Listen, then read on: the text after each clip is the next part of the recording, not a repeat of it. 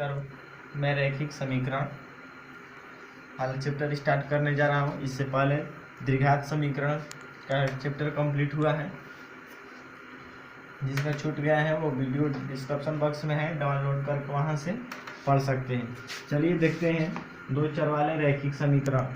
समीकरण x plus B Y plus C equal to 0, जहाँ x बराबर नॉट इक्वल टू 0, जहाँ x बराबर नॉट इक्वल टू 0, y बराबर नॉट इक्वल टू 0। ये देखिए, ये जो ए बी सी ये क्या है? ए बी सी इसमें एक वास्तविक संख्या है। कौन संख्या है? वास्तविक संख्या है। दो चर x तथा y में रैखिक समीकरण, दो चरों x तथा y रैखिक समीकरण कहलाता है। इसमें जो ये x और y दिया है ना, ये जो दो चर हैं, दो चरों x तथा y रैखिक समीकरण कहलाता है। दो चर x तथा y रैखिक समीकरण कहलाता है।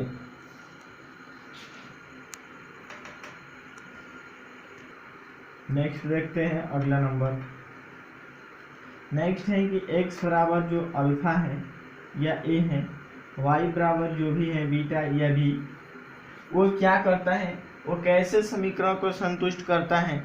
तो ये x बराबर अल्फा तथा y बराबर बीटा, ये एक रैखिक समीकरणों को संतुष्ट करता है। यह एक रैखिक समीकरणों को संतुष्ट करता है। जो समीकरण ax plus B Y plus c बराबर 0 होता है, प्लस सी इक्वल टू 0 होता है। देखिए आगे नेक्स्ट में जैसे दिया रहता है a1x b1y plus C equal to 0, a2x b2y plus C equal to 0। तो इसमें कुछ प्रकार के टाइपें होते हैं, जैसे अद्वितीय हल, अनंत हल, ऐसे कोई समीकरण होते हैं जिसके बहुत सारे हल होते हैं। ऐसे भी समीकरण होता है जिसका कोई हल नहीं निकल पाता है। तो इसके माध्यम से तथा इसमें आते हैं, इसके अलग अलग टाइप हैं। टाइप नंबर 1 देखते हैं पहले। टाइप नंबर 1 कि वो किस प्रकार का होता है। एक अद्वितीय हल होगा, एक ऐसे समीकरण होगा जिसका अद्वितीय हल होगा, जिसका हल क्या होगा? अद्वितीय। एक ऐसा समीकरण होगा जिसका अनंत हल होगा, जिसका अनंत हल होगा। एक ऐसे भी समीकरण होता है जिसका कोई हल नहीं होता है। एक ऐसे समीकरण जिसका अद्वितीय हल होता है, एक ऐसा जिसका अनंत हल होता है, तथा एक ऐसा भी होता है जिसका कोई हल नहीं होता है। तो देखिए अद्वितीय वाले a1 by a2 not equal to b1 by b2। अनंत हल a1 by a2 equal to b1 by b2 equal to c1 by c2। कोई हल वाले में नहीं, a1 by a2 equal to b1 by b2, b1 by b2 not equal to c1 by c2। इसको note कर लीजिए, note करते चलिए। इसके बाद आगे एग्जांपल दिखाते हैं इसको तथा। देखिए आगे बनता है दो समीकरण वाले। जैसे वो किस प्रकार के हो सकते हैं, सेम यही प्रोसेस रहता है उसमें भी। इसको हल करते वक्त बता देंगे। यदि कुछ समीकरण ऐसे होते हैं जिसका एक हल होता है, इसी में देख लीजिए, जिसका एक हल होता है। जैसे x बराबर 0 दे दिया हो, y बराबर 0 हो, तो उस वक्त क्या करेंगे? जब x इक्वल टू 0 हो और y इक्वल टू 0 हो, x equal to 0, y equal to 0, और उसका हल क्या हो? सिर्फ और सिर्फ एक हो, a1 by a2 not equal to b1 by B2, ये सेम प्रोसेस रहता है यही वाला। चलिए नोट कीजिए, तब तक देखते हैं इस पर सवाल। हम आशा करते हैं कि आप लोग नोट कर लिए होंगे।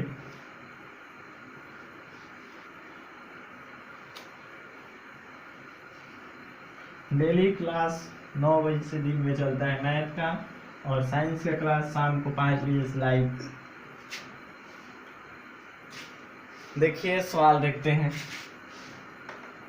से मान लीजिए कोई सवाल दिया है कि 3x + 7y = 75, 3x + 7y = 75। और दूसरा समीकरण दिया है, मान लीजिए कि 5x - 5y = 25, 5x - 5y = 25। और कह रहे हैं कि x + y का मान ज्ञात करो, x + y का मान ज्ञात करो। तो देखिए कैसे करेंगे।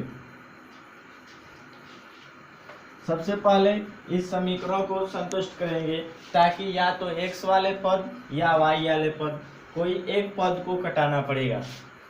तो देखिए यहाँ पर लिखते हैं 3x + 7y = 75, 5x - 5y = 25।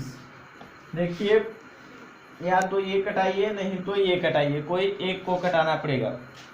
इसके लिए समीकरण 1 में 5 से तथा समीकरण इसमें 5 से और इसमें 7 से गुणा कर दीजिए। लिखिए, यहाँ लिख दीजिए कि समीकरण 1 में 5 से तथा समीकरण 2 में 7 से गुणा करने पर, समीकरण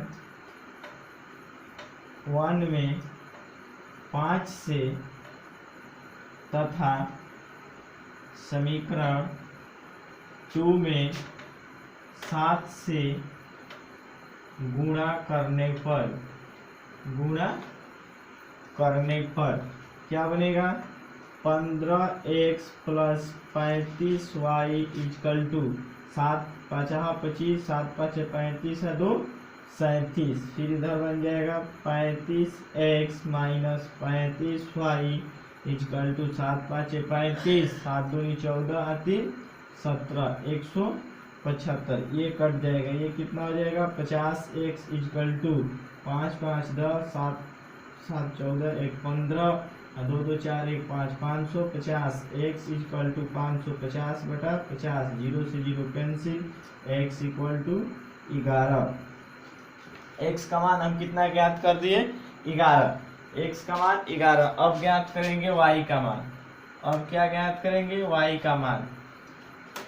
लिखिए x का मान समीकरण 1 में, 1 या 2 किसी में रख सकते हैं, 1 में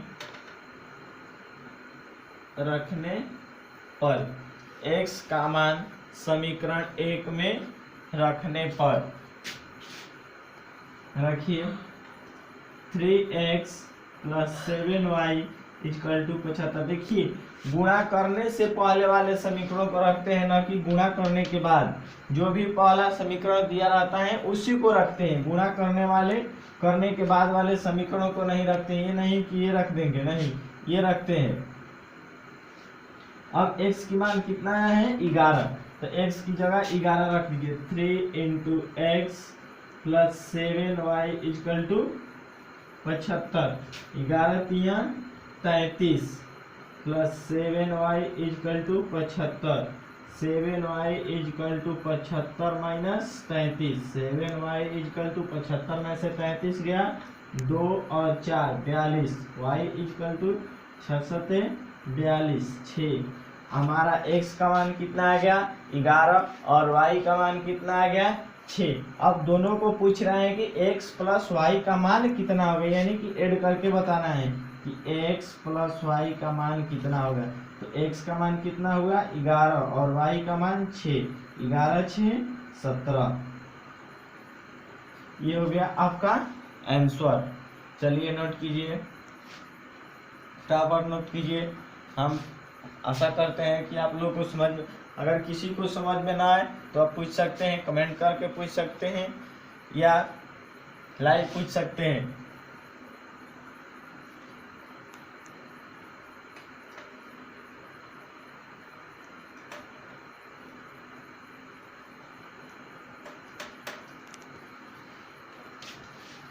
नेक्स्ट सवाल, इसको सिद्ध कीजिए कि युगपत रैखिक समीकरण 3x + 4y = 2, 6x + 8y = 5 का कोई हल नहीं है। अभी मैंने पीछे बताया कि कोई हल नहीं है, अनंत हल है, एक हल है, दो हल हैं, उसके लिए फार्मूला लिखवाएं। चलिए देखते हैं, कह रहे हैं कोई हल नहीं है, तो कोई हल नहीं है के लिए क्या लिखवाए थे, a1/a2 = b1/b2 not equal to c1/c2, इसी पर रखना है। देखिए इसमें देखते हैं a1 क्या है, a1 = 3, b1 = 4, c1 = 2,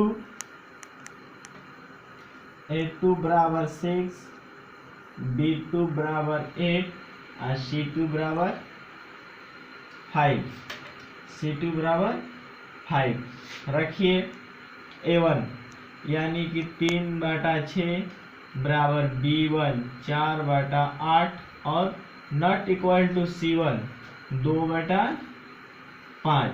देखिए 2 कम 2, 2 3 6, 1/2 हो जाएगा, ये भी 1/2 हो जाएगा, लेकिन ये 2/5 यानी कि ये इसके बराबर है लेकिन ये नहीं है। ये कितना हो गया, 2/5 हो गया। कितना हो गया, 2/5। इसको थोड़ा सा मिस्टेक हो गया है, ये इधर आएगा, जब ये इधर आएगा तो ये -2 नहीं, ये इधर आएगा तो 3x + 4y - 2 = 0 हो जाएगा, और ये 6x + 8 बराबर ये -5 = 0 हो जाएगा। ये -2 और ये -5 हो जाएगा, यानी कि माइनस से माइनस कट भी जाएगा, एक आंसर उतना ही आएगा। तो देखिए ये सिद्ध हो गया, इसका कोई हल नहीं है। नेक्स्ट सवाल है कि 3x - y = 5, 6x - 2y = 10 का कितने हल हैं। इसमें ये नहीं कह रहे हैं कि कोई हल नहीं है, कि अनंत हल है, कि क्या है कि नहीं है, इसमें पूछ रहे हैं कि कितने हल हैं। चलिए निकालिए, पहले इसको समीकरण बनाइए। 3x माइनस ये माइनस इधर आएगा तो -5 = 0, 6x - 2y - 10 = 0। a1 बराबर कितना हो जाएगा, 3, a1 बराबर 3, b1 बराबर कितना हो जाएगा, -1 और c1 बराबर -5। इसी तरह से a2 बराबर कितना हो जाएगा, 6, b2 बराबर -2 और c2 बराबर -10, c2 बराबर -10। लगाइए पहले फार्मूला, a1/a2 b1/b2 बराबर c1/c2, a1 बराबर a2 b1/b2 c1/c2। रखिए a1 क्या है, 3/6 बराबर -1/-2 बराबर -5/-10। देखिए ये माइनस से ये माइनस कट जाएगा, इससे ये कट जाएगा, 3 कम 3, 3 दूनी 6, 1/2 बराबर 1/2 बराबर 1/2।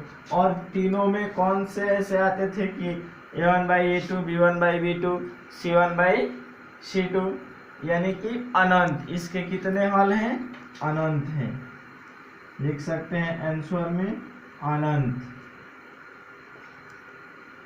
अनंत हल है इसके।